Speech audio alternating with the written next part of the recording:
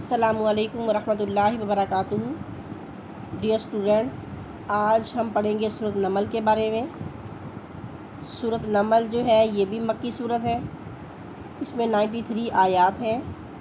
اس کا تعارف، نمل عربی زبان میں چونٹی کو کہتے ہیں۔ اس سورت کی آیت نمبر 18 میں حضرت سلیمان علیہ السلام کا واقعہ بیان کیا گیا ہے، جو کہ ہم انشاءاللہ دوسرے لیکچر میں پڑھیں گے، کہ جب وہ چونٹیوں کی وادی کے پاس سے گزرے تو وہ سارا واقعہ جو ہے وہ تفصیل کے ساتھ انشاءاللہ میں آپ کو سناؤں گی۔ تو اس وجہ سے، کیونکہ یہ نمل چونٹی کو کہتے ہیں اور اس سورت کے اندر بھی چونٹیوں کا ذکر ہے، اس لیے اس سورت کو سورت نمل کہا گیا ہے۔ سورت نمل جو ہے پچھلی سورت جو اس سے پہلے گزری ہے، سورت شعراء، اس کے فوراً بعد نازل ہوئی تھی۔ سورت نمل کا خلاصہ اسلام کے بنیادی عقائد کا اور کفر کے برے نتائج کا بیان ہے۔ یعنی اسلام، کیونکہ یہ مکی صورت ہے تو بنیادی عقائد تو آئیں گے ہی، اس کے علاوہ جو کافر لوگ تھے ان کا جو برے کام کرتے تھے ان کا انجام کیا تھا وہ بھی بتایا گیا ہے۔ مضامین سورۃ النمل کے آغاز میں قرآن مجید سے ہدایت حاصل کرنے والوں کی صفات بیان کی گئی ہیں، کہ جنہوں نے قرآن پاک پڑھا، اس سے ہدایت حاصل کی، ان کی کیا کیا صفات تھیں۔ اس کے علاوہ اس میں حضرت موسیٰ علیہ السلام، حضرت سلیمان علیہ السلام، حضرت صالح علیہ السلام، حضرت لوط علیہ السلام کے واقعات بھی بیان کیے گئے ہیں۔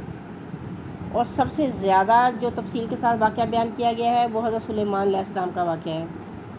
حضرت سلیمان علیہ السلام کون تھے، ان کے والد کا کیا نام تھا، وہ یہاں پہ بتایا گیا کہ داؤد علیہ السلام حضرت سلیمان علیہ السلام کے والد تھے۔ اللہ تعالیٰ نے حضرت سلیمان علیہ السلام کو دولت، حکومت اور شان و شوکت سے نوازا تھا۔ بہت سے معجزات بھی اللہ تعالیٰ نے دیے تھے، یہاں تک کہ ہوا بھی ان کے تابع تھی، ان کے حکم کی تابع تھی، وہ جو حکم دیتے تھے ویسا ہی وہ کرتی تھی۔ حضرت سلیمان علیہ السلام اللہ تعالیٰ کے انتہائی شکر گزار بندے تھے۔ کائنات میں پھیلی ہوئی اللہ تعالیٰ کی قدرت کی نشانیاں بہت مؤثر انداز میں بیان کی گئی ہیں، جن سے اللہ تعالیٰ کی وحدانیت اور قدرت ثابت ہوتی ہے۔ سورۃ نمل کے آخری 2 رکوع میں آخرت کا انکار کرنے والوں کو سمجھایا گیا ہے، قیامت کی علامات، اس کے دلائل، اس دن کے احوال اور قیامت کے دن اچھے اور برے لوگوں کے انجام کے بیان پر سورت کا اختتام فرمایا گیا ہے۔ مطلب یہ ہے کہ جو آخرت کا انکار کرتے ہیں کہ مرنے کے بعد دوبارہ کیسے زندہ ہوں گے، آخرت کیسے قائم ہوگی، تو بتایا گیا ہے کہ یہ وہ دن ہے، بدلے کا دن ہے، جس میں اچھے لوگوں کو ان کے اچھے کاموں کا بدلہ دیا جائے گا اور برے لوگوں کو ان کے برائی کا انجام ضرور ملے گا۔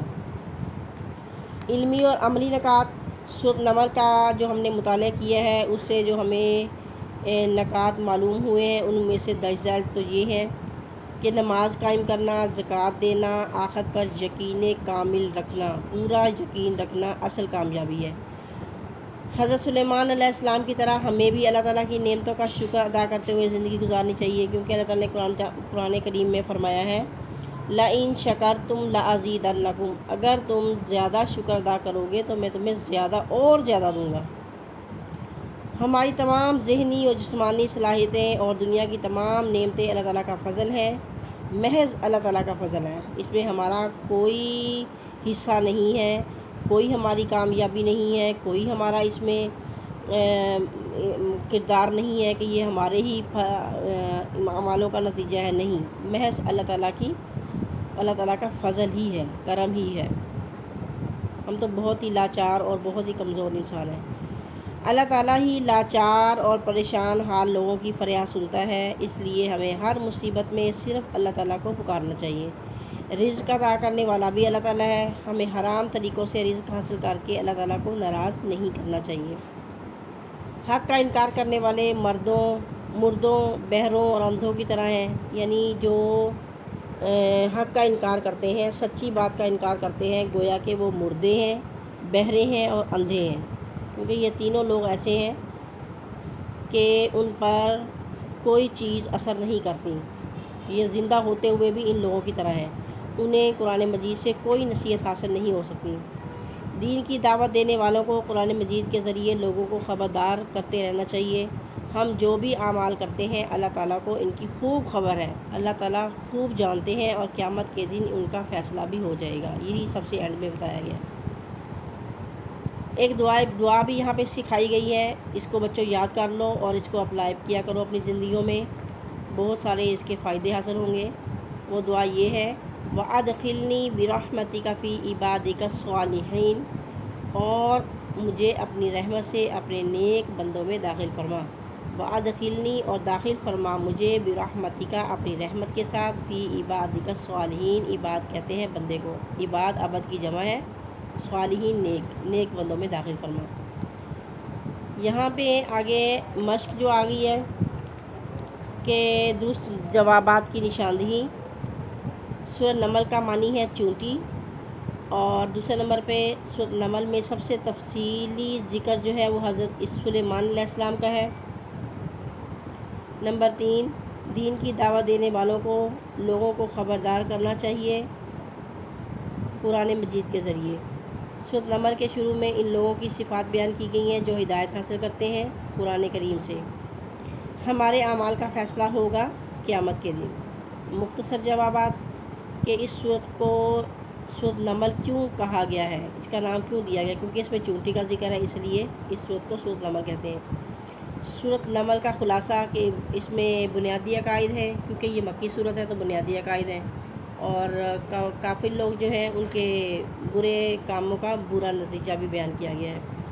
سورۃ نمل کے اہم جو ہے علمی عملی نکات دو میں سے ایک تو یہ ہے کہ ہمیں بھی اللہ تعالیٰ کا شکر ادا کرنا چاہیے، جس طرح سے حضرت سلیمان علیہ السلام نے اللہ تعالیٰ کا شکر ادا کیا، اور دوسرے نمبر پہ کہ دین کی دعوت دینے والوں کو قرآن مجید کے ذریعے لوگوں کو خبردار کرتے رہنا چاہیے۔ سورۃ نمل میں حضرت سلیمان علیہ السلام کا ذکر کس طور پر آیا ہے کہ حضرت سلیمان علیہ السلام جو ہیں ان کو دولت، حکومت اور شان و شوکت سے اللہ تعالیٰ نے نوازا تھا، اور بہت سارے معجزات بھی ادا کیے تھے۔ اس کے علاوہ وہ اللہ تعالیٰ کے بے حد شکر گزار بندے تھے۔ اس کے علاوہ یہاں پہ جو سورۃ نمل پر مفصل مضمون انہوں نے کہا بیان کیا کہ اس میں یہی بیان کیا گیا ہے کہ اللہ تعالیٰ نے جو قرآن مجید ہمیں دیا ہے اس سے ہم مکمل طور پر ہدایت حاصل کریں، کیونکہ اللہ تعالیٰ نے مسلمانوں کی ہدایت، انسانوں کی ہدایت کے لیے فرشتوں کو نہیں بلکہ انہی میں سے لوگوں میں سے یعنی انسانوں میں سے ہی پیغمبر بھیجے تاکہ ان کو بتائیں کہ عمل کیسے کرنا ہے، اللہ تعالیٰ کی وحدانیت، کہ اللہ تعالیٰ کو ایک ماننا، اس کے ساتھ کسی کو شریک نہ ٹھہرانا۔ اس کے علاوہ اللہ تعالیٰ نے قرآن مجید میں جو مختلف انبیاء کا ذکر فرمایا، ان کے واقعات بیان کیے، وہ صرف پڑھنے کی حد تک نہیں ہے بلکہ ان سے عبرت حاصل کرنی چاہیے کہ کامیابی جو ہے، اصل کامیابی جو ہے وہ یہی ہے کہ سیدھے راستے پر چلیں، حق کے راستے پر چلیں، دین کے راستے پر چلیں تو کامیابی دنیا میں بھی ہے اور آخرت میں بھی ہے۔